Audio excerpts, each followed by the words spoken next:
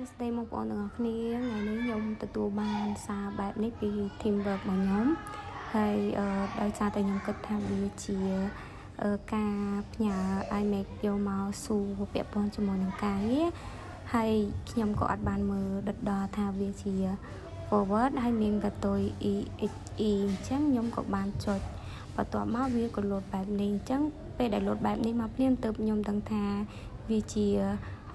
file ដែលគេ hack ចឹងណាបងប្អូនអញ្ចឹងខ្ញុំក៏ចុច cancel បន្ទាប់ពីខ្ញុំចុច cancel ហើយវា file នេះវាច្បាស់ជា load download auto ទៅក្នុង computer របស់ខ្ញុំអញ្ចឹងខ្ញុំក៏បានចូលទៅ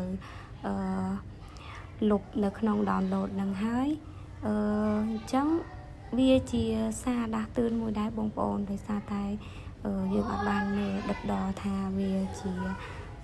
file hacker អញ្ចឹងមុននឹងចុចគឺយើងត្រូវទៅមើលមែនតើណាបងប្អូនកុំឲ្យដូចខ្ញុំដោយសារតែ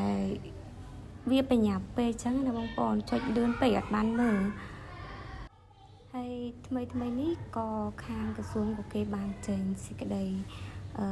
ឲ្យយើងប្រុងប្រយ័ត្នដែរតាក់ទងជាមួយនឹង hacker ដែល file មានកតុយ exe bat ទាំងអស់នេះបងប្អូនអញ្ចឹងមុននឹងចុចគឺយើងត្រូវតែមើលមែនតែនព្រោះដោយសារឥឡូវនេះ hacker គឺវាយលុកខ្លាំងមែនតែនទៅលើ Telegram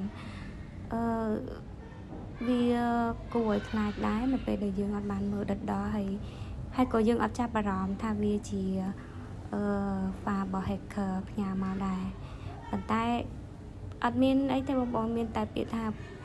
បន្ថែមនៅការប្រុងប្រយ័ត្នទាំងអស់គ្នាចាអរគុណច្រើន